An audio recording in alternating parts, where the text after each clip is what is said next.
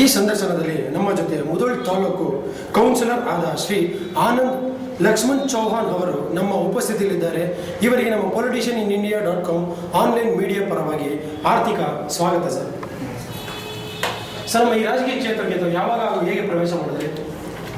10 ವರ್ಷದಿಂದ ಗೆಳೆಯರಿಂದ ರಾಜಕೀಯ ಮಾಡಬೇಕಂತೇಳಿ ಪ್ರವೇಶ ಮಾಡಿದ್ವಿ. ಎಲ್ಲ ಗೆಳೆಯರ ಒಂದು ಇದರಿಂದ 10 ವರ್ಷದಿಂದ ರಾಜಕೀಯದಲ್ಲಿ ಇದ್ದೀರಾ. ತಾವು ಈ ರಾಜಕೀಯ ಬರೋದಕ್ಕೂ ಮುಂಚೆ ಬೇರೆ ಯಾವುದಾದ್ರು ಸಂಘಟನೆಗಳು, ಶಿವಶಕ್ತಿ ಸಂಘಟನೆಗಳು ಶಿವಶಕ್ತಿ ಸಂಘಟನೆ, ಆ ಸಂಘಟನೆ ಏನೇನು ಕೆಲಸ ಕಾರ್ಯ ಮಾಡಿದ್ದೀರಾ? ಕೆಲಸ ಪ್ರತಿ ವರ್ಷ ನಾವು ನಮ್ಮ ಗ್ರಾಮದೊಳಗೆ ಯಾವ ಸ್ಪೋರ್ಟ್ಸ್ಗಳು, ಕುಸ್ತಿ, ಕಬಡ್ಡಿ ಮತ್ತು ಸೈಕ್ಲಿಂಗ್ ಇಂಥ ಸ್ಪೋರ್ಟ್ಸ್ ಮಾಡಿಸೋದು. ಜನವರಿ 26 ನಮ್ಮ ಸಂಘದ ಉದ್ಘಾಟನೆ ಸಮಾರಂಭ ಮಾಡಿ ಯಾವ ಅಂಗವಿಕಲರಿಗೆ ಅದು ಮತ್ತು ಅಂಧ ಮಕ್ಕಳ ಶಾಲೆಗೆ ಡೊನೇಟ್ ಮಾಡೋದು, ಇಂಥವೆಲ್ಲ ಕೆಲಸ ಮಾಡಿದ್ವಿ. ಇಂಥವೆಲ್ಲ ಕೆಲಸ ಕಾರ್ಯ ಮಾಡಿಲ್ಲ. ಈ ನಿಮ್ಮ ತಾಲೂಕಲ್ಲಿ ರೈತರ ಪರ ಯಾವ್ದಾದ್ರು ಹೋರಾಟ ಮಾಡಿದ್ದೀರಾ? ರೈತರ ಪರವಾಗಿ ಮಾಡಿದ್ವಿ, ಕಬ್ಬು ಬೆಳೆಗಾರರ ಸಲುವಾಗಿ ಮಾಡಿದ್ದೀವಿ. ಆದರೆ ನಾವು ರೈತರ ಮಾಡಿದ್ದೀವಿ. ತಾವೊಂದು ರೈತರಾಗಿ ರೈತರ ಪರ ಹೋರಾಟ ಮಾಡಿದ್ದೀವಿ. ಸರಿ, ಇದು ಇಷ್ಟೆಲ್ಲ ಒಂದು ರಾಜಕೀಯ ಕ್ಷೇತ್ರದಲ್ಲಿ ಕೆಲಸ ಕಾರ್ಯ ಮಾಡ್ಕೊಂಡು ಹೋಗ್ತಾ ಇದ್ದೀರಾ. ಈ ವಾರ್ಡ್ ಅಂದರೆ ನಿಮಗೆ ವಾರ್ಡ್ ಸಂಬಂಧಪಟ್ಟಂಥ ವಾರ್ಡಿನ ನಂಬರ್ 2ನೇ ನಂಬರಲ್ಲಿ ವಾರ್ಡ್ ಒಂದು ಕೌನ್ಸಿಲರ್ ಆಗಿದ್ದೀರಾ. ತಾವು ಒಂದು ಕೌನ್ಸಿಲರ್ ಆಗಿ ಇಲ್ಲಿವರೆಗೂ ತಮ್ಮ ವಾರ್ಡ್ಗೋಸ್ಕರ ಏನೇನು ಕೆಲಸ ಕಾರ್ಯಗಳನ್ನ ಮಾಡಿದ್ದೀರಾ? ಕೆಲಸ ಕಾರ್ಯಗಳು ಮಾಡಿದ್ದು ಈಗ ಸ್ವಲ್ಪ ನೀರಿನಷ್ಟು ಪೈಪ್ ಅದು ನೋಡಿದ್ರು. 6 ತಿಂಗಳ ನಮ್ಮ ಕೆಲಸ ಪ್ರಾರಂಭ ಆಗಿ ನೀರು ಮುಂದೆ ಒಂದು 2 ಬೋರ್ ಹಾಕಿಸಿದ್ವಿ. ಮತ್ತು ಸಣ್ಣ ಪುಟ್ಟ ರಸ್ತೆಗಳು ಮತ್ತು ಗಟ್ರು ಇವೆಲ್ಲ ಮಾಡಾಕವ್ರು. ಇನ್ನೂ ಮಾಡುವಂಥ ಬಹಳಷ್ಟು ಕೆಲಸ ಇದಾವೆ. ಆದ್ರೆ ಸ್ಲೋ ಮೂಮೆಂಟಲ್ಲಿ ಕೆಲಸ ನಡೆಯುತ್ತೆ. ಅಂದರೆ ನಿಮ್ಮೆಲ್ಲನೇ ಒಂದು ಕೆಲಸ ಕಾರ್ಯಗಳು ನಡೀತಾ ಇದೆ ನಿಧಾನಕ್ಕೆ. ಈ ಕೆಲಸ ಕಾರ್ಯಗಳೆಲ್ಲ ಮಾಡ್ಬೇಕಾದ್ರೆ ಒಂದು ಮನವಿ ಕಳಿಸಿದ್ದೀರಿ ಗೌರ್ಮೆಂಟ್? ಮನವಿ ಕಳಿಸಿದ್ದೀವಿ. ಎಲ್ಲ ಮನವಿ ಕಳಿಸಿ ಈ ಕೆಲಸ ಕಾರ್ಯಗಳು ಮಾಡ್ಬೇಕಂತ ಹೇಳಿ ಮನವಿ ಕಳಿಸಿದ್ವಿ. ನಮ್ಮ ವಾರ್ಡಲ್ಲಿ ಎಷ್ಟು ಕೆಲಸ ಆಲ್ರೆಡಿ ಒಮ್ಮೆ ಮನವಿ ಕಳಿಸಿದ್ದೀನಿ. ಅದರ ಕೆಲಸ ಹಂತಕ್ಕಾಗಿ ಒಂದೊಂದು ಕ್ರಮೇಣವಾಗಿ ನಡೆದವು. ಭಾಳ ಸಣ್ಣ ಪ್ರಮಾಣವಾಗಿ ನಡೆದಾರೆ, ಸ್ಲೋ ಆಗಿದೆ. ಈಗ ನಿಮ್ಮ ವಾರ್ಡಿನ ನೀರಿನ ಸಮಸ್ಯೆ ಹೇಗಿದೆ? ನೀರಿನ ಸಮಸ್ಯೆ 75% ಏನು ಸಮಸ್ಯೆ ಇಲ್ಲ. ಇನ್ನೊಂದು 25% ಐದು ಸಮಸ್ಯೆ ಅಷ್ಟೇ. 25% ಅಂದ್ರೆ ಈಗ ಕುಡಿತಾ ಇರೋ ಜನ ನೀರು ಅಂದ್ರೆ ಬೋರ್ವೆಲ್ ನೀರು ಕುಡಿತಾ ಇದಾರ? ಇಲ್ಲ, ಕೆರೆ ನೀರು ಕುಡಿತಾರೆ. ಬೋರ್ವೆಲ್ ನೀರು ಏನೈತಲ್ಲ ದಿನಂಪ್ರತಿ ಬಳಸಲಿಕ್ಕೆ ಯೂಸ್ ಮಾಡ್ತಾರೆ. ಅದು ನನಗೆ ಕಂಟಿನ್ಯೂಸ್ ಸಪ್ಲೈ ಆಯ್ತದ. ಕೆಲವೊಂದು ಕಡೆ ಒಂದು 100 ಮನೆಯಲ್ಲಿ ಒಂದು 10 ಮನೆಗೆ ಒಂದು ಪ್ರಾಬ್ಲಮ್ ಇರ್ತದೆ. ಏನೋ ಈ ರಾಯಲ್ಗಳಾಗಿ ನೀರು ಇರುವುದಿಲ್ಲ. ಬೋರ್ವೆಲ್ ಹೆಚ್ಚಿನ ಮಂದಿ ಯಾವುದು ಸಾರ್ವಜನಿಕ ಅನ್ಬೇಕು ಸಿಕ್ಕಾಪಟ್ಟಿ ಯೂಸ್ ಮಾಡ್ತಾರೆ. ಅದಕ್ಕೆ ಮೆಟೀರಿಯಲ್ ಏನಿಲ್ಲ ಅಂದ್ರೊಳಗೆ ಹಿಂಗಾಗಿ ಒಂದು ಕೆಲವೊಂದು ಮನೆಗೆ ತ್ರಾಸ. 100 ಮನೆಯಲ್ಲಿ ಒಂದು 10 ಮನೆಗೆ ಪ್ರಾಬ್ಲಮ್ ಆಗುತ್ತೆ. ನಿಮ್ಮ ಈ ಗ್ರಾಮದಲ್ಲಿ ಅಂದ್ರೆ ವಾರ್ಡ್ ನಂಬರ್ 2ರಲ್ಲಿ ಸ್ವಚ್ಛತೆ ಬಗ್ಗೆ ತಾವು ಏನೇನು ಮಾಡಿದ್ದೀರಾ? ಸ್ವಚ್ಛತೆ ಗಟ್ರ ತರಿಸೋದು, ಗಟ್ರನ್ನು ಹೊಸ ಮಾಡ್ಬೇಕಂತೇಳಿ ಅರ್ಜಿ ಮಾಡೋದು, ಇವಾಗ ನೋಡೋದು. ಗಟ್ರ ಮಾಡಿಸಿದ್ದೀರಾ? ಗಟ್ರ ಮಾಡಿಸಿ ಸ್ವಚ್ಛತೆ ಕಾಪಾಡಿದ್ದೀರಾ? ಹೌದು.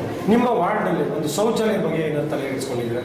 ಶೌಚಾಲಯ ಬಗ್ಗೆ ಅನ್ಲಿಕ್ಕೆ ಈಗ ಆಲ್ರೆಡಿ ನಮ್ಮ ವಾರ್ಡ್ನಲ್ಲಿ ಲೇಡೀಸ್ ಹತ್ತು ಜೆಂಟ್ಸ್ ಹತ್ತು ಶೌಚಾಲಯ ಇದ್ದಾವೆ. ಅವು ಎಲ್ಲ ಬಾಧ ಇವಾಗ ಬಾದ ಅಂದ್ರೆ ನಾವು ಹೊಸ ಕಟ್ಟಬೇಕಂತ ಹೇಳಿ 2-3 ಸರ್ತಿ ನಮ್ಮ ಆಫೀಸರ್ ಜೊತೆ ಮಾತಾಡಿ ಅವ್ರಿಗೊಂದು ಅರ್ಜಿ ಕೊಟ್ಟೆ. ಅವ್ರಿಗೇನಂತಾರೆ, ಇಲ್ಲ ಸರ್ ಅದಕ್ಕೆ ಫಂಡ ಹೆಚ್ಚಿನ ಪ್ರಮಾಣದಲ್ಲಿ ಬೇಕು, ಈಗಾಗೋದಿಲ್ಲ, ಇನ್ನಷ್ಟು ಹಂತವಾಗಿ ಹೋಗಿ ನಾಳೆ ಮುಂದೆ ಮಾಡೋಣ, ಮಾರ್ಚ್ ಮುಗಿಯಂದ್ಲಿ ಮಾಡೋಣ, ಏಪ್ರಿಲ್ ಇದನ್ನ ಹೇಳ್ತಾರೆ. ಅವು ಆಗಿಲ್ಲ. ಅದಾವ ಶೌಚಾಲಯ ಎಲ್ಲ ಕೆಟ್ಟೋಗ್ಯವು. ಈಗ ಗೌರ್ಮೆಂಟ್ ಇಂದ ಪ್ರತಿಯೊಂದು ಮನೆಗೂ ಒಂದೊಂದು ಶೌಚಾಲಯ ಇರಬೇಕು ಅಂತ ಒಂದು ಕಾನೂನು ಬಂದಿದೆ. ಅದಕ್ಕೆ ಆದಂತ ಒಂದು ಸೌಲಭ್ಯನೂ ಕೊಟ್ಟು ಒಂದು ಹಣದ ವ್ಯವಸ್ಥೆನೂ ಮಾಡ್ತಾ ಇದ್ದಾರೆ. ಆದ್ರೆ ಆ ಕೆಲಸನ ತಾವು ಮನೆಗೆ ತಲುಪಿಸಿದ್ರೆ?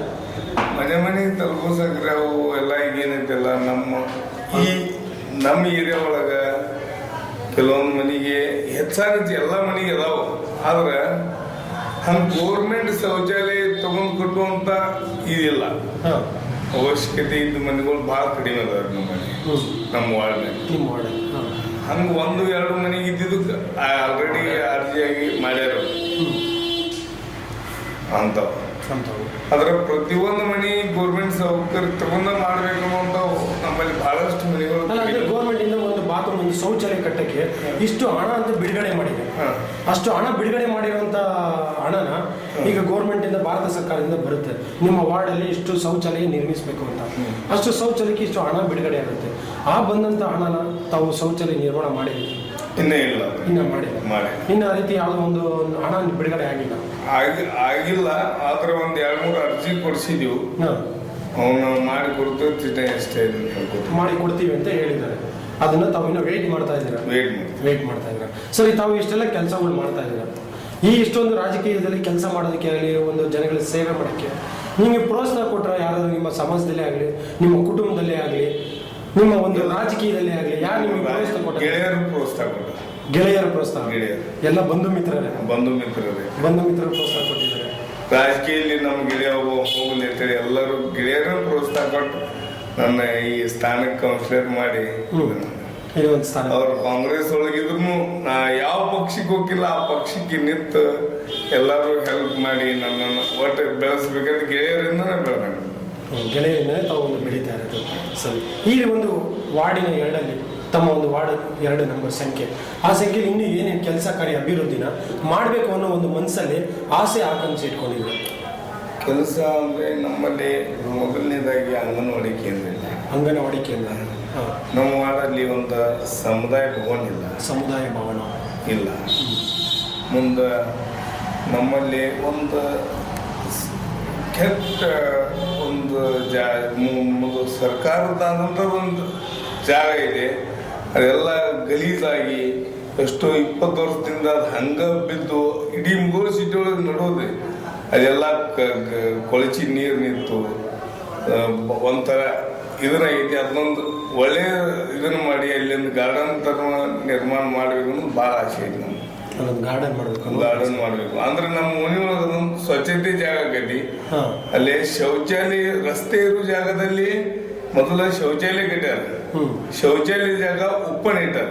ಅಲ್ಲಿ ಶೌಚಾಲಯ ಕಟ್ಟಿ ಆ ಶೌಚಾಲಯ ತೆಗೆದು ಅಲ್ಲಿ ರಸ್ತೆ ಮಾಡಿ ಇನ್ನುಳಿದ ಜಾಗ ಒಂದು ಸ್ವಚ್ಛತೆ ಕಾಪಾಡ್ಬೇಕು. ಗಾರ್ಡನ್ ಆಗಲಿ, ಯಾವ್ದಾರ ಒಂದು ಸಭಾಭವನ ಆಗಲಿ, ಇಂಥದ್ದು ಮಾಡಿ ಅಂದ್ರೆ ಉಳಿದಿದ್ದೆಲ್ಲ ಜಾಗ ಸ್ವಚ್ಛತೆ ಉಳಿತು. ನಿಮ್ಮ ವಾರ್ಡಲ್ಲಿ ಎಷ್ಟು ರಸ್ತೆಗಳು ಮಾಡಿದ್ದೀರಾ? ಈಗ ಒಂದು 2-3 ರಸ್ತೆ ಅಷ್ಟು. 2-3 ರಸ್ತೆ ಅಂದ್ರೆ CC ರೋಡ ಇಲ್ಲ? CC ರೋಡ್ ಇನ್ನೂ ಮಾಡ್ಬೇಕಾದಂತ ಭಾಳ ರಸ್ತೆ ಇದೆ. ಎಷ್ಟು ರೋಡ್ಗಳು ಮಾಡಬೇಕು ಅನ್ಕೊಂಡಿದ್ದೀರಾ? 7-8 ರೋಡ್ ಅದಾವ ಸರ್. 8 ರೋಡ್ ಬ್ಯಾಲೆನ್ಸ್ ಇದೆ, ಮಾಡಬೇಕಾಗಿದ್ದು 8 ರೋಡ್ ಕೆಲಸ. 8 ರೋಡ್ಗಳು. ಶೌಚಾಲಯಗಳು ಎಷ್ಟು ಕಟ್ಟಿಸ್ಬೇಕು ಅನ್ಕೊಂಡಿದ್ದೀರಾ? ಶೌಚಾಲಯ ಕಟ್ಟಾಕ ನಮ್ಮಲ್ಲಿ ಒಂದೇ ಜಾಗ ಐತಿ, ಆದ್ರೆ ಅದು ಈಗ ಆಲ್ರೆಡಿ ಶೌಚಾಲಯ ಇದಾವು, ಎಲ್ಲ ಬಾದಾಗಿದಾವೆ, ಅವನ್ನ ಕಟ್ಟಬೇಕು ಅನ್ನೋದು. ಅಂದ್ರೆ ಜೈಂಟ್ಸ್ ಒಂದು 10, ಲೇಡೀಸ್ ಒಂದು 10 ಇಷ್ಟು ಶೌಚಾಲಯ ಒಂದು ಶೌಚಾಲಯ ಕಟ್ಟಿಸ್ಬೇಕು. ಈ ಇಷ್ಟೆಲ್ಲ ಕೆಲಸ ಮಾಡ್ಕೊಂಡು ತಾವು ರಾಜಕೀಯದಲ್ಲಿ ಸೇವೆ ಮಾಡ್ತಾ ಇದ್ದೀರಾ ಜನಗಳಿಗೆ ನೇರವಾಗಿ. ಇನ್ನು ಒಳ್ಳೊಳ್ಳೆ ಕೆಲಸ ಕಾರ್ಯಗಳನ್ನು ಅಭಿವೃದ್ಧಿನೂ ಮಾಡಬೇಕು ಅಂತಿದ್ದಾರೆ. ಈಗ ಮುಂದೆ ಒಂದು ಭಾರತ ಸರ್ಕಾರದಲ್ಲಿ ಒಂದು ಚುನಾವಣೆ ಬರ್ತಾ ಇದೆ ನಮ್ಮ ಇದರಲ್ಲಿ. ಆ ಚುನಾವಣೆ ಬಗ್ಗೆ ತಮ್ಮ ಅಭಿಪ್ರಾಯ ಏನಿದೆ? ನಾವು BJP ಸರ್ಕಾರ ಇದೊಂದು ಗೆಲ್ಲಿಸ್ಬೇಕು, ನಮ್ಮ ಗದ್ದಿಗೌಡರನ್ನ ಬಹಳಷ್ಟು ಆಸೆ ಐತಿ. ಅದ್ರ ಸಲುವಾಗಿ ನಾವು ದುಡಿತೀವಿ, ಗೆಲ್ಲಿಸ್ಬೇಕು ಅನ್ನೋ ಆಸೆ ಐತಿ. ಅವ್ರನ್ನ ಗೆಲ್ಲಿಸಿ ಇವತ್ತೇಳು ಇದನ್ನು ಮಾಡ್ತೀವಿ. ಅಂದ್ರೆ ಅವ್ರಿಗೋಸ್ಕರ ತಾವೊಂದು ಪ್ರಚಾರ ಮಾಡೋದಕ್ಕೆ ರೆಡಿ ಇದ್ದೀರಾ? ಆ ಸ್ಥಾನದಲ್ಲಿ ಯಾರೇ ಬಂದರೂ ಸರಿ ತಾವೊಂದು ಪ್ರಚಾರ ಮಾಡ್ತಾರೆ, ಗೆಲ್ಲಿಸ್ತಾರೆ. ಸರಿ, ಮೋದಿನ ಪ್ರಧಾನಿ ಮಾಡಬೇಕು ಅನ್ನೋ ಮಾತೈತಿ, ಮಾಡಿಸ್ತೀವಿ. ಮೋದಿ ಅವ್ರ ಮೇಲೊಂದು ಅಪಾರ ನಂಬಿಕೆ ಇದೆಯಾ? ನಂಬಿಕೆ ಇದೆ ತಮ್ಮ. ಸರಿ, ಈ ನಮ್ಮ ಮುಂದಿನ ಒಂದು ಯುವ ಜನತೆಗೆ ಅಂದ್ರೆ ಯುವ ಪೀಳಿಗೆಗೆ ನಿಮ್ಮಿಂದ ಏನೊಂದು ಒಳ್ಳೆ ಸಂದೇಶ ಕೊಡೋಕ್ಕೆ ಇಷ್ಟಪಡ್ತೀರಾ?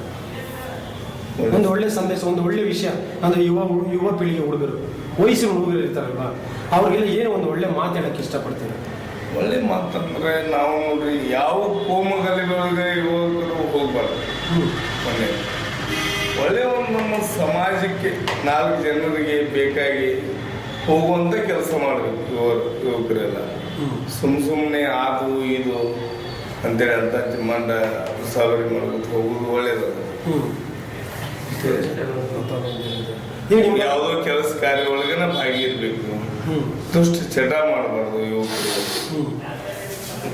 ಇದು ಒಂದು ಒಂದು ಒಳ್ಳೆ ಕಾರ್ಯ ಮಾಡ್ಕೊಂಡು ಹೋಗ್ಬೇಕು ಅಂತ ಹೇಳಕ್ಕೆ ಇಷ್ಟಪಡ್ತೀನಿ. ನಿಮ್ಮ ವಾರ್ಡಲ್ಲಿ ಹಿಂದುಳಿದ ವರ್ಗ ಅನ್ನೋದು ತುಂಬಾ ಇರ್ತಲ್ಲ, ಬಡ ಕುಟುಂಬದವ್ರಿಗೆ, ಅಂದ್ರೆ ಮನೆ ಮಾಟ ಇಲ್ದಿರೋರಿಗೆ ಊಟದ ಅಂತವ್ರಿಗೆಲ್ಲ ಮನಿ ನಾವು ಮಾಡಿಸಿಕೊಡ್ಬೇಕು. ನಮ್ಮ ವಾರ್ಡ್ನಾಗ ಇದ್ದವ್ರು ಅಂತ ಪರಿಸ್ಥಿತಿ ಇದ್ದವ್ರು ಇದ್ರೆ ಅವ್ರು ಮಾಡಿಸಬೇಕು.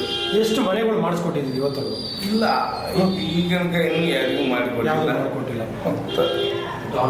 ಮುಂದೆ ಇಲ್ಲೆಲ್ಲ ನಮ್ಮಲ್ಲಿ ಎಲ್ಲರಿಗೂ ಇದ್ದವ್ರು ಅದಾರ, ಹೆಚ್ಚಾಗಿ ಮಂದಿ ಎಲ್ಲ ಇದ್ದವ್ರು ಎಲ್ಲರೂ ಬಹಳಷ್ಟು ಕಡಿಮೆ ಪ್ರಮಾಣದಾಗ ಅದಾರು. ಅವು ಇನ್ನು ಅರ್ಜಿ ಕೊಟ್ಟು ಹೊಸ ಇದನ್ನ ಆದ ಬಳಕನ ಆಗ್ಬಲ್ರಿ. ಮೊದಲನೇ ನಾವು ಏನು ಅವರು ಪ್ರಯತ್ನನೂ ಮಾಡಿಲ್ಲ, ಪ್ರಯತ್ನ ಮಾಡಕ್ಕೂ ಹೋಗಿಲ್ಲ, ಇನ್ನು ಪ್ರಯತ್ನ ಮಾಡಂತ ಹೇಳಿ.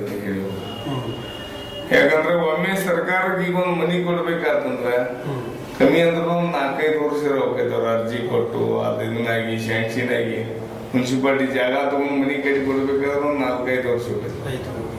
ಅದು ಕಾಲಾವಕಾಶ ತುಂಬಾ ಕಾಲಾವಕಾಶ ಭಾಳ ತಗೋಬೇಕು. ನಮ್ಮ ಭಾರತ ಸರ್ಕಾರಕ್ಕೆ ತಮ್ಮಿಂದ ಏನಾದ್ರು ಮನವಿ ಇದೆಯಾ? ಕೇಳ್ಕೊಳ್ಳುವಂಥದ್ದು ಏನಾದ್ರು ಇದೆಯಾ? ಇಲ್ಲ ಹೇಳ್ಬೇಕಾಗಿರುವಂಥದ್ದು ಏನಾದ್ರು ಇದೆಯಾ? ನಮ್ಮಿಂದ ಒಂದು ಮೀಡಿಯಾದಿಂದ ಏನಾರು ಹೇಳ್ಬೇಕು ಅನ್ಕೊಂಡಿದ್ಯಾ? ಏನು ಮುಗೋಳ ಸಿಟಿ ಭಾಳ ಅಂದ್ರೆ ಭಾಳ ಟ್ರಾಫಿಕ್ ಒಂದು ತ್ರಾಸ ಐತಿ. ಇದು ಒಂದ ಭಾರತ ಸರ್ಕಾರ ಮಾಡುತ್ತೆ. ಟ್ರಾಫಿಕ್ ಕಮ್ಮಿ ಬಾ ಅಂದ್ರೂ ವಾರಕ್ಕೆ ಒಂದು 10 ಎಕ್ಸ್ಟೆಂಡ್ ಹಾಕೋಣ ನಮ್ಮ ಮುಗೋಳ ಸಿಟಿ. ಇದು ಮಾತ್ರ ಹೋಗಿ ಅದಕ್ಕೆ ಏನು ಮಾಡ್ಬೇಕು ಅನ್ಕೊಂಡಿದ್ದೀರಾ?